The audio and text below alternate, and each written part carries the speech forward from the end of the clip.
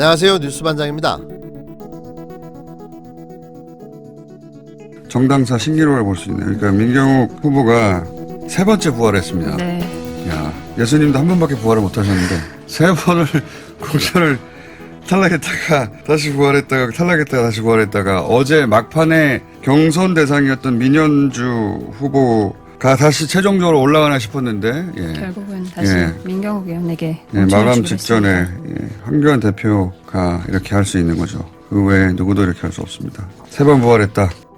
공천 탈락과 재공천을 연거푸 왔다 갔다 하며 죽었다 살아나기를 3번, 온갖 꼼수를 동원한 끝에 막말의 달인, 숨쉬는 것 빼고는 막말인 민경욱 의원이 마침내 미래통합당 공천을 낙점받았습니다.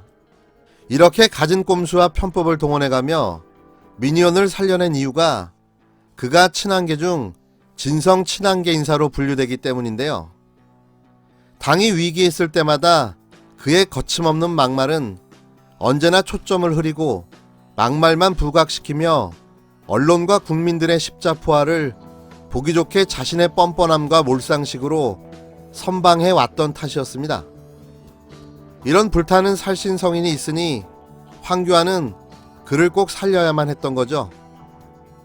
당초 단수 공천을 받았다가 경선으로 결과가 뒤집힌 민현주 전 의원은 김영옥계로 분류가 되는 반면 민경욱 의원은 황 대표 취임 후 첫 대변인을 맡은 대표적인 친한 인사이기도 한데요. 아마도 그래서였을 겁니다.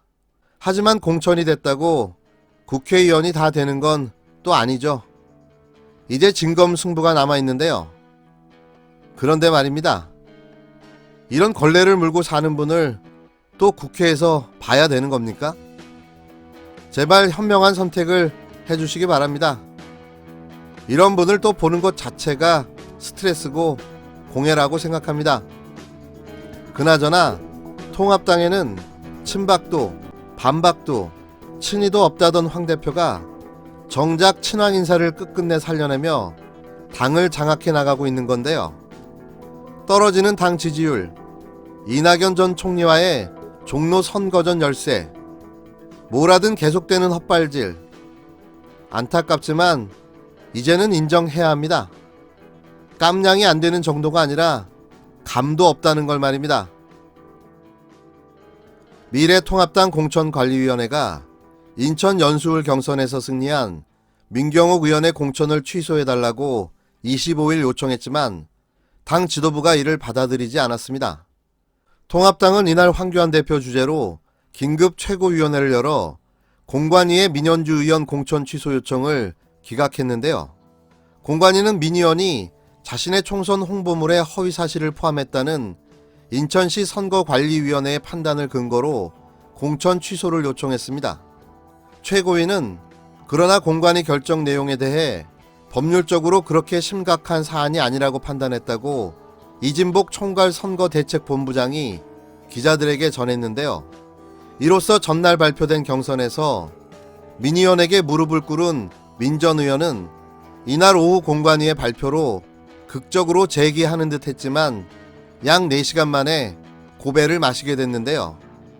인천 연수울 공천은 지난달 28일 민 의원의 컷오프, 이에 대한 최고위 제의 요구와 공관위의 수용, 경선과 결과 발표, 그리고 이날 공관위 취소 요청과 최고위의 기각으로 매듭지어졌습니다. 도로친박당의 황교안 대표와 김영호 위원장은 공천 번복 사태에 책임을 지고 사퇴하시기 바랍니다. 어제 김영호 공천관리위원장은 황교안 대표의 말 한마디에 반나절 만에 민경욱 의원을 컷오프한 공천 결과를 뒤집었습니다. 언론은 공천관리위원회 스스로 자격이 없다고 컷오프한 후보를 다시 살려낸 전례가 없다고 지적하고 있습니다. 자율권을 주겠다는 황교안 대표와 독립적으로 공천관리위원회를 운영하겠다는 김영호 위원장 모두가 국민께 한 개혁 공천 약속을 헌신짝처럼 버렸습니다. 김영호 위원장은 합리적 근거를 갖고 일관되게 결정했다고 했습니다. 김영호 공천관리위원회가 후보 자격이 없다는 결정을 전례 없이 손바닥 뒤집듯이 뒤집은 합리적 근거는 무엇입니까? 민경욱 의원은 임기 중 막말과 지역 주민에게 침뱉기를 비롯한 난폭한 언행으로 수차례 논란이 된 인물입니다. 단지 여당과 싸운다는 명분으로 수많은 막말로 중도층의 당심 이탈을 부추겨온 인물입니다. 컷오프 이후에도 민경욱 의원에 대한 비위가 지역 신문에 보도되기까지 했습니다. 한마디로 국민의 정서, 보편적 상식에 부합하지 않는 사회적 무리를 빚거나 혐오감 유발, 우월적 지위를 이용한 불합리한 언행 등과 관련된 자에 해당합니다. 전형적인 공천 부적격자입니다. 한마디로 민경욱 의원 구하기가 펼쳐진 셈인 거죠. 이렇게까지 해야 하나 싶습니다. 하지만 이런 무리수가 결국 당의 공정성과 투명성을 해치게 됐고, 이에 반발한 컷오프된 후보와 공천 탈락자들, 그리고 실망한 당원들의 이탈이 예상되는데요. 뭐 하나 깔끔하게 처리하지 못하는 황 대표는 사실상 그의 리더십 검증은 끝났다고 봐야겠죠.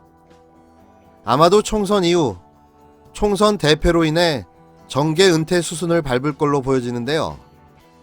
마지막까지 꼭 그 자리를 지켜주셨으면 합니다.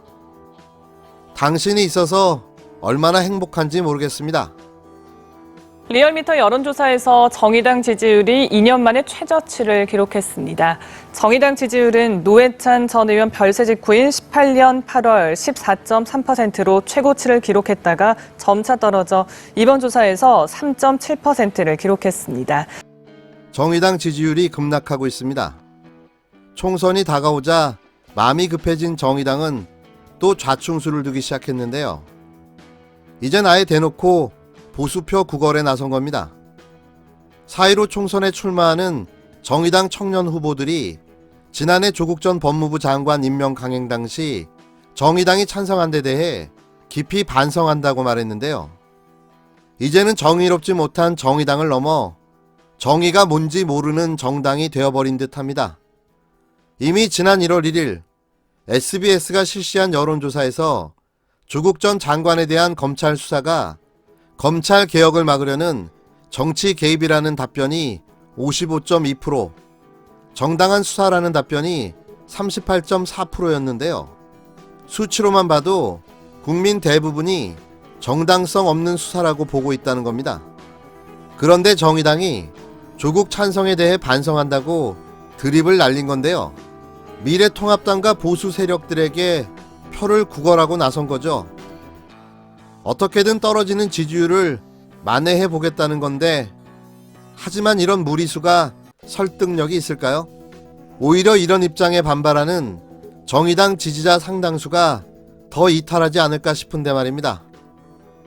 더욱이 이번 총선에선 정의당의 독자 노선을 비판하며 열린민주당과 더불어시민당에게 투표하고자 하는 국민들도 있는데요.